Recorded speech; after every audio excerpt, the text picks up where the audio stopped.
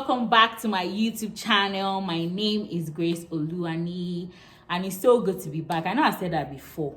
This thing that we have is becoming toxic because I will say it's so good to be back and I will go again for another 1 billion months. But it's okay. I'm back and I'm ready to do better. You know, I've done a lot of work on myself. I've got to see therapists, you know, but it's good to be back for real this time. It's good to be back. And Merry Christmas, guys. Merry Christmas and Happy New Year in advance. I know that this Christmas has not been very merry for a lot of people. I know it's been a very rough year. It's been a very rough month. The whole 2020 rough, you know, but I just want us to look at the bright side and just see that we have made it this far, regardless of how rough the year has been. We have made it this far, so we thank God.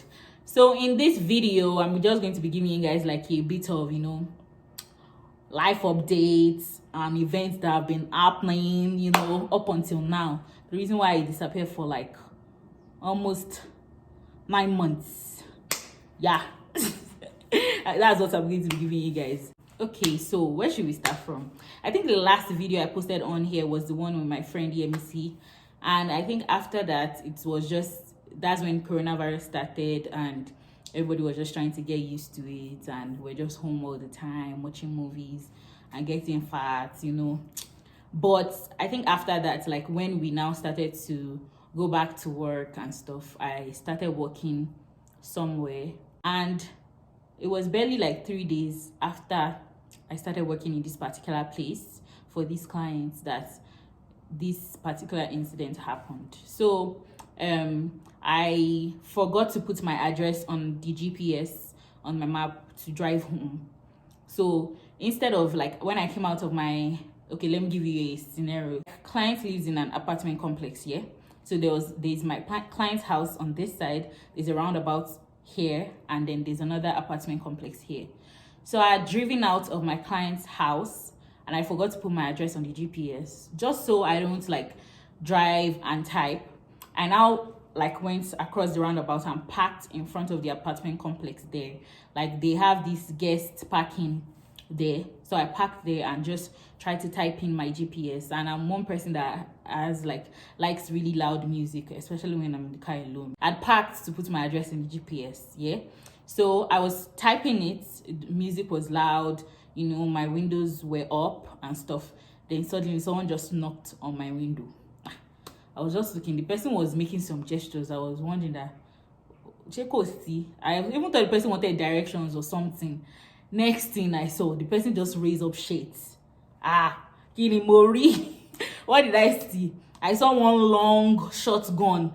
Hey, I'm just like, I didn't even wait. I don't even know how I got what's the word? English is hard. I don't know how I got I don't know how I thought fast to just put my car in reverse. I put it in reverse. And before I could pull it out, because it was a shotgun, before I could pull it out and set the gun, I had already put it in drive. I was already speeding. Like I was already going across the roundabout. At some point, I was even climbing the top of the roundabout because I just wanted to get out of there. And this person, it was a guy. It was like, he's mixed race. He's tall. It looks like he could not be more than, he could be between a teenager and his 30s. I could not place what exact age. Do you understand? So as I was driving across the roundabout, sometimes there was one point I even climbed on top of the roundabout just to get away because I was not even understanding what I was doing. The guy just ran across. He just walked across to meet me on the other side while I'm driving across. Bro. Some Jackie Chan stuff. It was not even funny. Now I think about it, it's funny. And this thing has actually given me PTSD so bad. But like, as he was just running and pointing the gun, trying to shoot at the car. Like he was going across, waiting for me to get to him on that side. Like it was literally waiting there for me to drive my car to that side and shoot.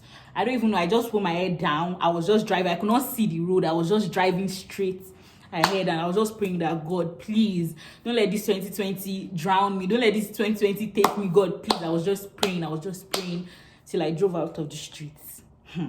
Ladies and gentlemen of the press, We thank God though, I escaped. We thank God that I escaped. Like, it wasn't even funny. Really crying, I was really shaking, like my whole body. I could not even feel it, and I was going on the highway. I could not even. I was feeling numb, and I was just shaking and crying. I called my sister, like, what kind of country is this? I was just crying. I was just crying and crying. My sister was just telling me that just calm down, calm down. You know, you're driving, calm down. I was just going away. You know, you would still even stop to like take a break and just like stop somewhere else that is safe, maybe a public place or something.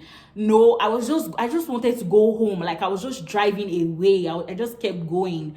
And then, like, along the way, I called 911 immediately because I have hands free, you know. So I called 911 immediately, and after I spoke to my sister, I called 911. I was telling them that they should get the guy, like, he's there, he's right there. I was trying to describe to them where I saw him and stuff, and they were like, what color of shirt was he wearing?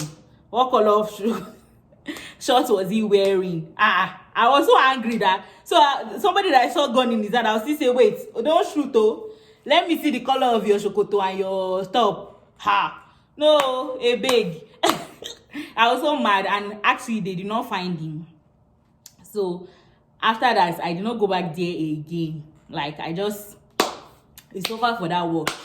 And not go back there again. I couldn't, because I was in so much shock. For like 3 days after that, anybody that, like, before I go to bed at night, anybody that calls me or that I speak to the night before, I always dream that they are trying to shoot me, or they are holding a gun. I always just dream about them and gun. I don't know.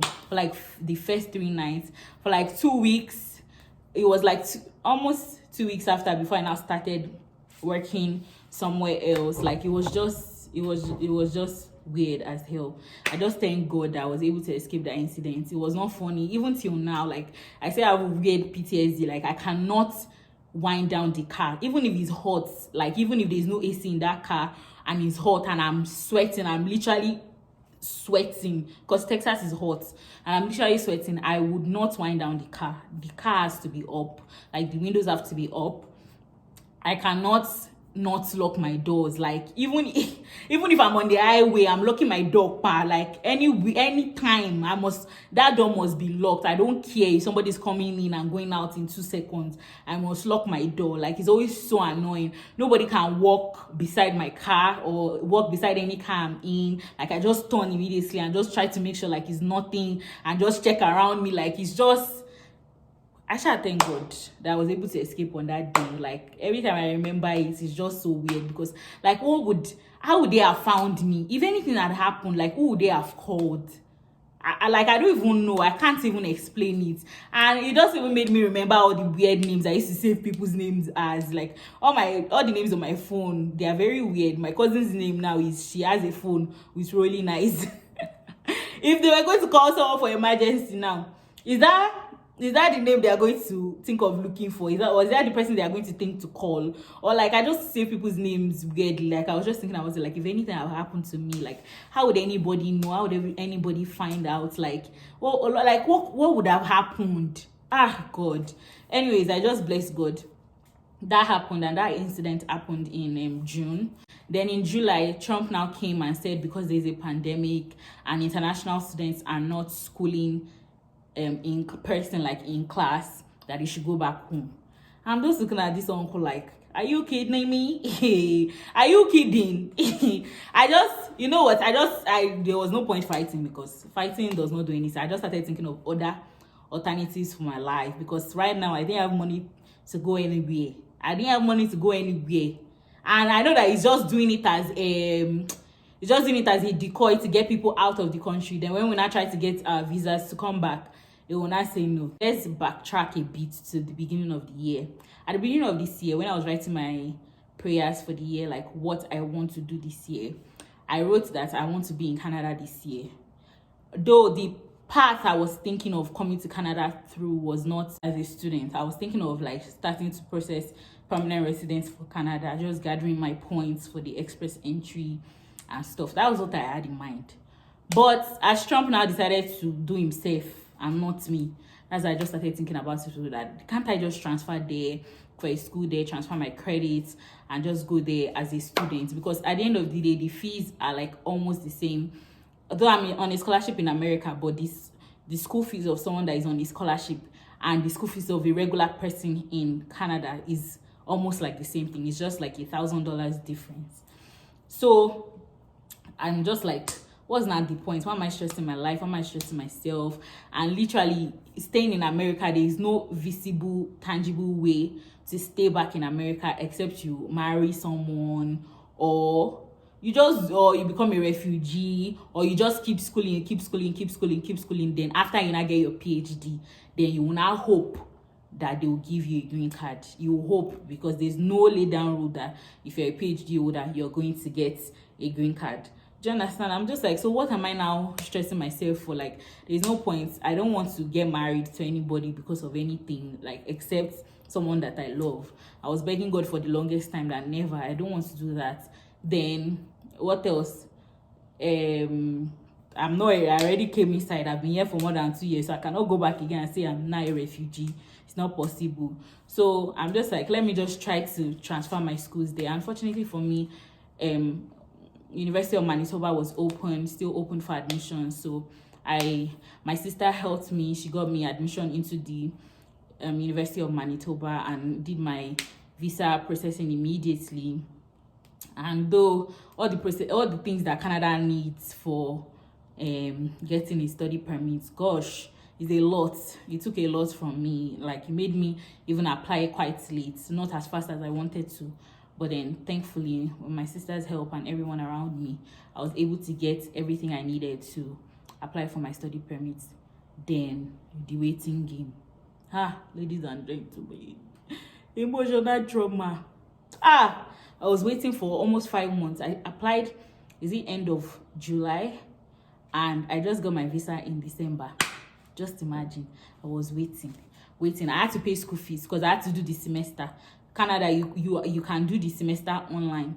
And I felt like if I do not do the semester online, like if I not pay the fees and do everything like normal, it just look like I'm just coming to play in Canada, or I'm coming to jackpot in Canada, and that was not my intention. So I just paid my school fees like normal, even though it was a tough thing paying that school fees. Paid my school fees like normal. Give me visa now. They were just using me to play, It got to a point, they were not giving anybody, they didn't start giving the visas until October, apparently. They didn't grant anybody study permits until October for international students. But after that October, it felt like everybody else around me had gotten theirs except me. It wasn't funny, but I should thank God. Encouragement from here and there. I was very hopeful that I was going to get it. Unfortunately for me, I got it, and now I'm in Canada, in Calgary, Alberta, and everything just feels nicer. Like, snow makes everything just fine. Although it's very cold, I've been having like a nosebleed and stuff like that. Like, I'm just adjusting to the cold weather. I was in Texas. Texas is literally like Lagos, so. But then it has been nice, everything has been nice. Me and my friend have gone to a couple places, just window shopping, sightseeing, not really buying anything because rent is already expensive, but I thank God I'm here now. I'm settling in a little bit. I'm in an Airbnb right now because we had to stay here for a few days till our stuff gets here from Winnipeg. I was in Winnipeg for like 2 weeks. I quarantined there and stuff. We had to quarantine for 2 weeks. So I quarantined there and stuff, and we came to Alberta. So I'll be transferring to a school in Alberta again. Don't judge me. I'm just trying to stay where I'm gonna be comfortable, Even if I have to transfer to 7 schools, I'm trying to stay where I'm comfortable. So yeah. So I came to our Calgary. Me and my friend were going to be sharing an apartment. It's going to be a 2-bedroom apartment. So we're just waiting for our stuff because she shipped our stuff. So we're waiting for our stuff to get back from Winnipeg.